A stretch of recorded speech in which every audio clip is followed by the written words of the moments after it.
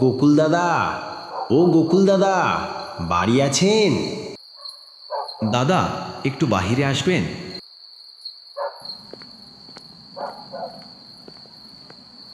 কে গো তোমারা? তোমাদের তো চিনতে পারলাম না।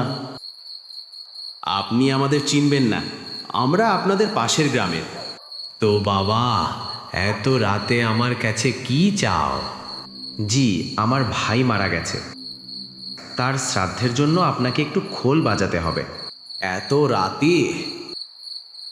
আচ্ছা, আপনারা একটু অপেক্ষা করুন, আমি আসছি।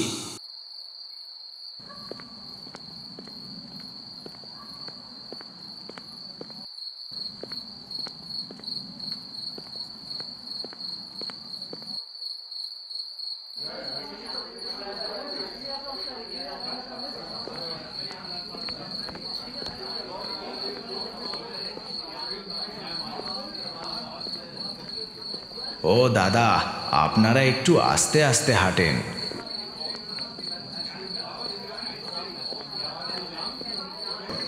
এইভাবে তারা হাঁটতে হাঁটতে একটি গভীর জঙ্গলে গিয়ে পৌঁছায়।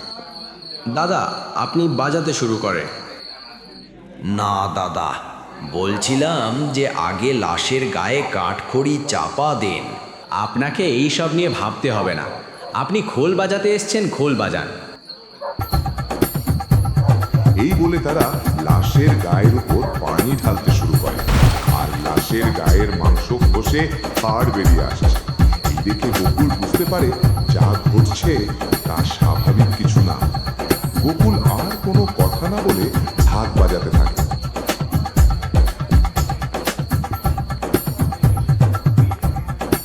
দাদা, এইটা রাখেন।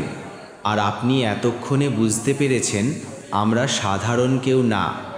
আপনি এখান থেকে চলে যান, আর যাবার সময় পেছন দিকে তাকাবেন না।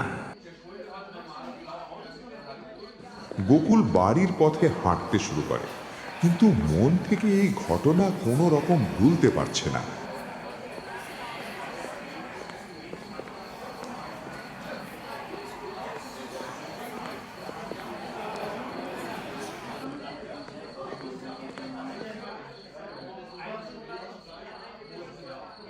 গোকুল বাড়ি ফিরে এসে সেই পুঁটলিটি খোলে আর দেখে কয়েকটি দাঁত, তবে মানুষের না, দেখে মনে হচ্ছে কোনো দৈত্যের দাঁত।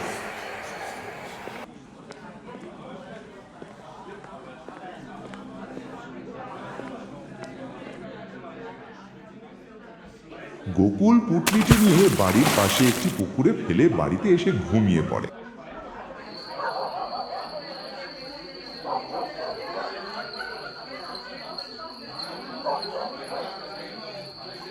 কি মিয়া, গোকুল, তোমার পুকুরে এত বড় বড় মাছ হইছে?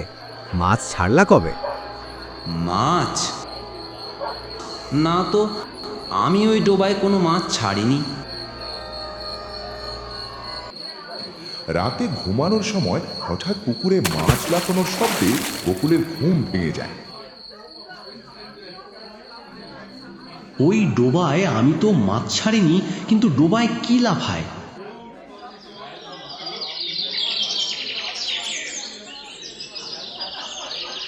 পরের দিন সকালে গোকুল ওই ডোবায় মাছ ধরার জন্য ছিপ ফেলায়।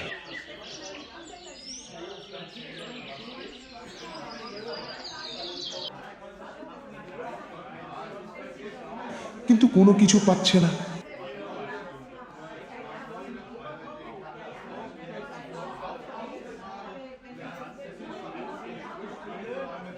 হঠাৎ তার ছিপে একটি টান অনুভব করে। টান দিলে তার ছিপের সাথে সেই পুঁটলিটি উঠে আসে। এই দেখে গোকুল প্রচন্ড ভয় পেয়ে যায়। রাত গভীর, গোকুল ঘুমিয়ে আছে। হঠাৎ এক বাজ খেয়েও কণ্ঠে তার ঘুম ভেঙে যায়। তুই আমাদের অপমান করেছিস, এর শাস্তি তোকে পেতে হবে। আমরা তোকে সম্মান করেছিলাম, তুই আমাদের অপমান করেছিস।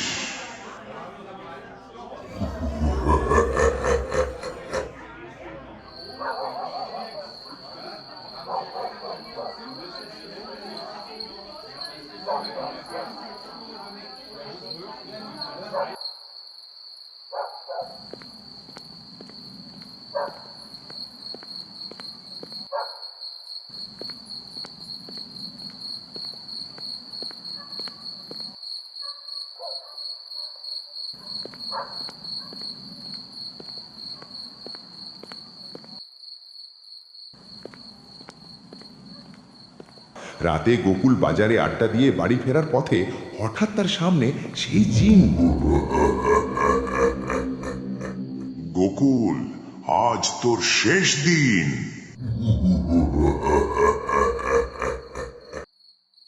এই বলেই গোকুলকে উপরে তুলে আর মাটিতে ছুঁড়ে মারতে থাকে।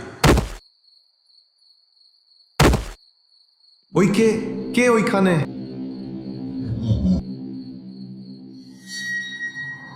আরে এ তো গোকুল। কানাই গোকুলকে কাঁধে তুলে তার বাড়িতে নিয়ে আসে। গোকুলের জ্ঞান ফিরলে তার বউকে প্রথম থেকে শেষ পর্যন্ত যা ঘটেছে সব খুলে বলে।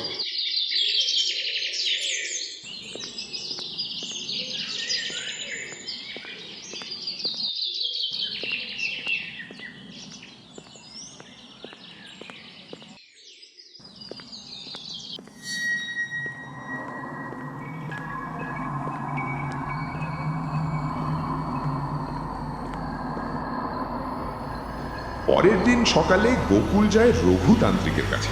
সবকিছু শোনার পর রঘু বলে, আমাকে একদিন সময় দাও, আমি আমার জিনের সাথে কথা বলে তোমাকে জানাবো যে কি ঘটেছে। পরদিন সন্ধেবেলা গোকুল ভয়ে ভয়ে রঘুতান্ত্রিকের উঠোনে গিয়ে দাঁড়ায়। রঘুতান্ত্রিক তখন ধ্যানে বসেছিল। গোকুলের পায়ের শব্দে সে চোখ খোলে। তার চোখ দুটো জবা ফুলের মতো লাল। গোকুল, তুই তো বড় সর্বনাশের কাজ করছিস রে বাপ। তুই যারে হাড় আর দাঁত ভাবছিস, সেইগুলা সাধারণ হাড়হাড্ডি আসিল না। ওরে বোকা, জিনেরা তোরে খুশি হইয়া গায়েবী মানিক দান করছিল। ওগুলা দেখতে দাঁতের মতো হইলেও আসলে আসিল জিনের বাদশাহ সোলেমানি পাথর। ওরা মায়া দিয়া ওটারে হাড়ের রূপ দিয়া রাখছিল তোর লোভ পরীক্ষা করার লাইগা। আর তুই সেই পবিত্র জিনিস নাপাক ডোবার পচা কাদার মধ্যে ফেলাই দিছিস। তাই ওরা ক্ষিপ্ত হইয়া তোরে শেষ করতে চাইছে। তাইলে ঠাকুর, ওগুলা কি আছিল? আর ওরা আমারে মারতে চাইল কেন? ঠাকুর, এখন উপায় কি? আমি তো না বুঝা ভুল করছি, আমারে বাঁচান। উপায় একটাই আছে।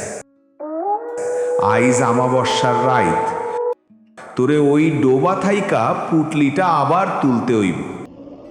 তারপর ওইটা ধুইয়া কাঁচা দুধ আর আতপ চাল দিয়া ওই জঙ্গলের বড় তেঁতুল গাছটার নিচের রাইখা আসতে হইব।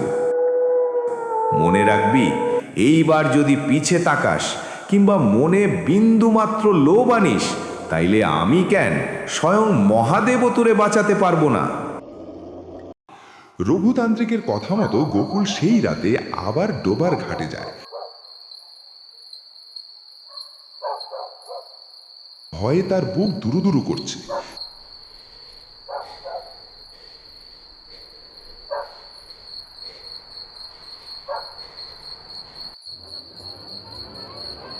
ছিপ ফেলতেই সেই পুটলিটা উঠে আসে।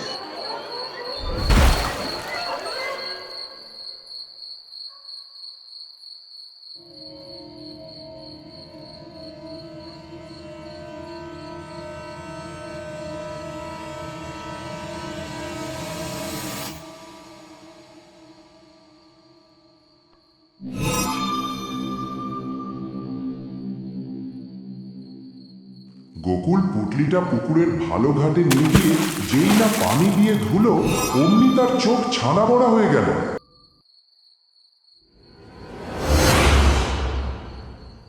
হে, আমি কি দেখতাছি? এ তো দাঁত না, এ যে জলজল করা হীরা মানিক।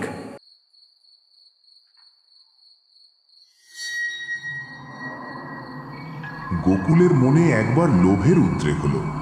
ইচ্ছে হলো এই ধন নিয়ে শহরে পালিয়ে যায়।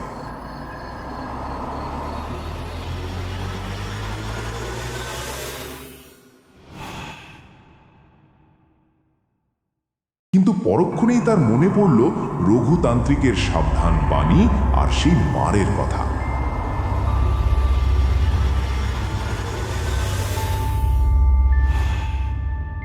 সে লোভ সংবরণ করে সোজা সেই জঙ্গলের দিকে হাঁটা দিল। তেঁতুল গাছটার নিচে দুধ আর চালের সাথে মানিকগুলো রেখে সে হাত জোড় করে দাঁড়ালো।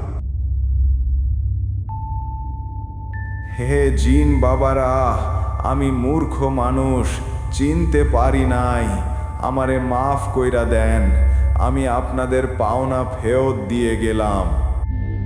গোকুল, তোর লোভ আর কৌতূহল তোরে মৃত্যুর দুয়ারে আনছিল, কিন্তু তুই আজ লোভ ছাইরা দিছস বইলা তোরে প্রাণে মারলাম না, কিন্তু আমাগো অপমান করার শাস্তি তোরে পাইতেই হইব। হঠাৎ একটা প্রচণ্ড দমকা বাতাস এসে গোকুলকে ধাক্কা দিয়ে ফেলে দিল। গোকুল জ্ঞান হারাল।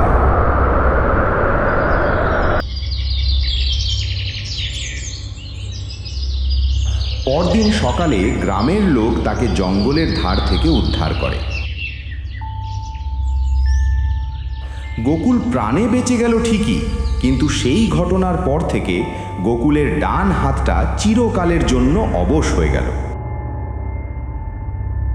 সে আর কোনোদিন তার প্রিয় খোল বাজাতে পারল না।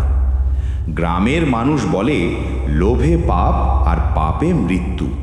গোকুল মৃত্যুর মুখ থেকে ফিরলেও তার পাপের দাগ শরীরে বয়ে বেড়াচ্ছে আজীবন।